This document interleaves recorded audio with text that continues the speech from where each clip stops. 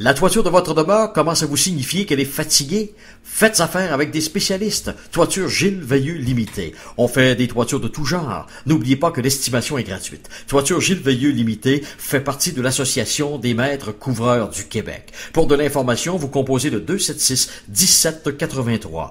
Se sentir bien dans son foyer avec une toiture en bon état, c'est l'affaire de Toiture Gilles Veilleux Limité de Dolbeau-Mistassini qui vous incite à l'achat chez nous. Car si vous faites des achats chez nous, vous préservez des emplois chez nous.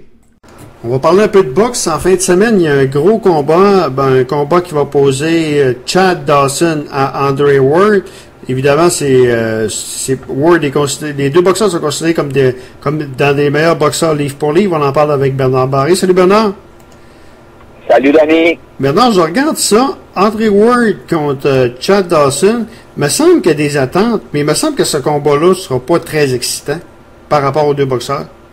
Ben, t'as raison. On peut pas penser qu'André Ward, c'est un boxeur qui est très, très explosif. C'est un boxeur qui est très stratégique, qui est compliqué, difficile. Et on sait aussi que Chad Dawson, c'est pas le gros travaillant, là. C'est pas lui qui va se mettre à l'ouvrage. Il est super talentueux, mais c'est pas le gars qui va amener des étincelles, là, à part quelques moments. Donc, on va avoir un combat avec deux boxeurs très cérébraux, très brillants, qui vont avoir une stratégie préétablie, qui vont tenter de tromper l'adversaire, résoudre les problèmes causés par l'adversaire. Je suis d'accord avec toi. On ne sera probablement pas sur le bout de notre siège dans ce combat-là. Non, puis Dawson de baisse de catégorie, il va être à 173 livres, comparativement à Ward, qui lui va boxer pratiquement à son poids. Ça peut avantager Chad Dawson sur le ring, parce qu'on sait que tu as un 10-15 livres de différence. Oui, mais de notre côté, Andre Ward a toujours concédé. C'est un petit 168 livres. Okay. Il a toujours concédé un petit peu toute sa carrière. Moi, je me rappelle quand il avait gagné les Jeux olympiques à Athènes en 2004. Il était allé à 178 livres, qui était chez les Milo. Il avait battu le grand russe Makarenko, qui était le champion du monde en titre, qui avait gagné la médaille d'or par la suite, battant tout le monde. Et puis, c'était le plus petit boxeur de la division. Puis on regarde aujourd'hui, puis s'il n'est pas considéré comme un gros 168 livres chez les professionnels, là, ça va être intéressant parce que c'est bizarre un peu, comme tu l'as dit, c'est le Milo à 175 livres chez les professionnels qui descend à 168, alors qu'habituellement, c'est le contraire. Donc ça, c'est intéressant. Et puis là, on a Chad Dawson qui est gaucher, puis on a Andre Ward qui est droitier, mais qui est ambidex finalement. Là. Il est capable de tout voir, Andre Ward, sur le ring. Donc, il va y avoir là, des plans de match. Je serais bien curieux de voir leur plan de match puis voir s'ils vont réussir à l'appliquer parce que ça va jouer de finesse là, avec ces deux-là parce que le talent leur sort par les oreilles et puis on a sûrement étudié l'adversaire là dans les moindres petits détails.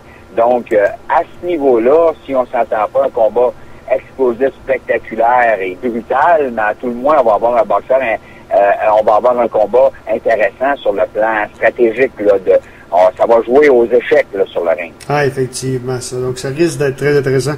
Ta prédiction pour ce combat-là? Moi, je pense qu'Andre Ward va gagner une décision. Andre Ward n'est pas considéré comme un cogneur. Donc, ça me surprendrait qu'il réussisse à se débarrasser de Dawson. On va avoir plusieurs rounds serrés. Dans les rounds serrés, Andre Ward est assez ras pour être capable d'aller les chercher. Donc, un peu comme il l'a fait là, dans le Super 6, là, les rounds serrés, il donnait toujours un ou deux coups supplémentaires, comme quand il a battu Kessler ou Abraham ou Frosh. Okay. Donc, il est capable de faire ça. Ce gars-là, c'est un gagnant dans l'âme. Puis, je peux pas m'imaginer qu'il va perdre ce combat-là. Là. Je serais très, très surpris. OK. Pendant ce temps-là, à Moscou, il y aura un combat entre Manuel Charr et Vitaly Klitschko. Charr classé 7e de la WBC, 21 victoires, aucune défaite. Klitschko, je pense que ça va être walk in the park, hein? Ouais, c'est ça. Écoute, c'est pas un adversaire, quand on regarde la liste des boxeurs qu'il a vaincu, là, on claque pas des dents. Et puis Klitschko est tellement supérieur que si on regarde les deux boxeurs, leurs atouts, leur talent naturel, Klitschko, leur expérience, tout va sur la barre de Klitschko. Donc Klitschko, il a tout ce qu'il a à faire, lui, c'est installer son job en partant. Il va aller chercher le respect de Charr, puis après ça, ça va être, comme tu l'as dit, une promenade dans le parc. Ça serait toute une surprise. La seule manière de Charr de gagner, ça serait de passer Klitschko dans le cadre. Je pense pas qu'on va voir ça. les frères, parce qu'on faut parler des frères Klitschko. Klitschko a 40 ans, Vitali. Vladimir est un petit peu plus jeune, je pense qu'il doit avoir 37. Y a-tu quelqu'un qui peut les toucher? C'est sûr qu'un gars comme Klitschko fait quoi? Ils font quoi? 6 pieds 7, les deux, 6 pieds 8 dans les milieux. Je pense qu'ils sont intouchables, ces deux-là. Vitali est plus vieux, là. Il vient de dépasser la quarantaine, alors que Vladimir avait gagné, lui, les Jeux olympiques en 1996 à Atlanta, chez les Super-Lots pour l'Ukraine, à 19 ans. Donc, c'est un phénomène, là. Quand tu gagnes chez les Super-Lots à 19 ans, là, ça te donne une bonne idée de son grand talent. Donc, il est encore très jeune, à 35 ans chez les poids lourds, t'es pas vieux, là. 35, 36 ans. Donc, il reste encore plusieurs bonnes années devant lui, si bien entendu, il est intéressé. Parce que, mais effectivement, ces gars-là, c'est des monstres et c'est des boxeurs qui sont très puissants, donc qui ont beaucoup d'expérience. Et comme je te l'ai déjà dit, ces gars-là possèdent, avec leur jab, sont capables d'ébranler les adversaires, un peu comme Larry Holmes le faisait à l'époque. Ils ont un jab tellement puissant qu'ils peuvent envoyer leurs adversaires au trépied avec ça. Donc, à partir du moment que le gars a goûté au jab d'un des deux Klitschko, il se dit « Wow, que ça va être quand les coups puissants vont arriver. » Et déjà là, ça joue dans leur tête. Donc, malheureusement, on n'a pas été chanceux au fil des dernières années. La relève a été longue à se pointer. Parce que généralement, cette relève vient des Jeux olympiques, quand on regarde d'un olympique à l'autre. Et par la suite, quand il est arrivé Audley Harrison en 2000, et même le petit poids lourd là, russe là, qui est là, qui est supposé Povetkin, qui est tout petit pour un poids lourd, qui était supposé, lui-là, d'affronter Klitschko 2 ans après le début de sa carrière professionnelle. Ça a juste passé proche, puis il a décidé de prendre un autre chemin, puis il est pas mal moins pressé. Fait que, tu sais, des gars comme Povetkin, ou même, on a vu Solis, qui lui a gagné à Pékin, qui a eu la méthode faire un round, là, finalement il s'est blessé, mais ça fait mal. C'est tous des boxeurs qui n'ont pas livré la marchandise. Les Klitschko, eux, continuent de dominer, là, c'est comme surtout en haut de la montagne, puis ils ont même pas, les autres sont même pas capables de les approcher. Puis on a beau regarder à l'horizon, on a dit, y a quelqu'un qui s'en vient, là, les Tyson Fury de ce monde, mais même là, regarde, on a les Klitschko, ils n'ont pas peur, là, ils sont capables de tout les prendre, ces gars-là. Vraiment, là, c'est une domination depuis que Lennox Lewis c'est parti. Les Klitschko ont pris la place et ils dominent la division. Et ça fait longtemps qu'on n'avait pas eu une domination aussi solide, aussi durable que ça. Lewis a fait une belle domination lui aussi pendant des années. Tyson, c'était un peu plus court, mais c'était beaucoup plus explosif, beaucoup plus émouvant, beaucoup plus excitant pour les amateurs. Mais là, on parle vraiment d'un duo là, qui est là. C'est sûrement les seuls qui pourraient battre Klitschko, ça serait l'autre Klitschko.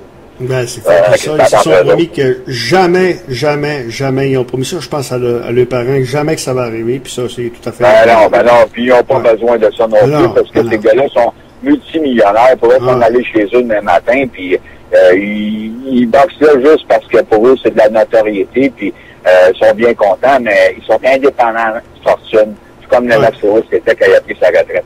Puis c'est Vitali qui est docteur en plus de ça, donc... les deux ont des diplômes de docteur, ils ont des doctorats, donc c'est des gars brillants, et c'est des gars, quand ils vont voir que le danger va arriver, qu'ils vont avoir le vent dans le visage, ils vont disparaître la carte. Ça aurait été juste le fun d'avoir un Mike Tyson à son meilleur contre les Klitschko. Je sais pas qu'est-ce que ça aurait pu faire, ça aurait pu être des méchantes flamèches. Hey, en terminant... Il y a Anthony Descarrés qui a obtenu une bonne chance. Moi, c'est un boxeur que j'aime beaucoup, Anthony Descarrés. Moi, il y a un de mes amis qui comparait à Eric Lucas, parce que pas le plus grand talent, mais le plus grand travaillant, puis un grand travaillant. Puis lui, il va se battre sur HBO. Je suis certain qu'en connaissant le gars, il devait vraiment être très heureux de l'offre, hein? Ah, absolument. Quand HBO t'appelle, là, tu peux pas dire non. Descarrés qui a une fiche de 26 victoires, une défaite, qui va affronter un boxeur, Alex Perez, qui a 16 victoires, aucune défaite, qui a 9 victoires par knockout, mais quand tu regardes la fiche de Perez, c'est pas, c'est un gaucher, et puis il n'a pas battu de grands champions, là, quand tu regardes sa fiche, et généralement, Descarrés se débrouille bien que boxeur gaucheur, on a juste à penser avec ses victoires contre Chamon Alvarez, Terence Cotton, où là, il a vraiment bien fallu, ils avaient même envoyé au tapis. Donc, pour lui, le rendu où il est dans sa carrière, il va avoir 30 ans, il est dans à 82.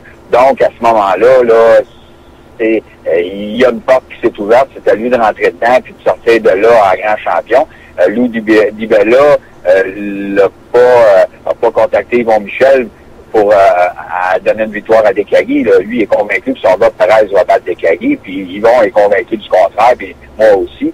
En tout cas, on a bien hâte de voir ça. Mais là, il y a une porte qui s'ouvre à Antonin Décagui. Il est rendu à un moment de sa carrière où là, il a l'expérience, où il commence à faire de l'argent pour que ça vale la peine. Donc, c'est à lui de ne pas manquer son coup, là.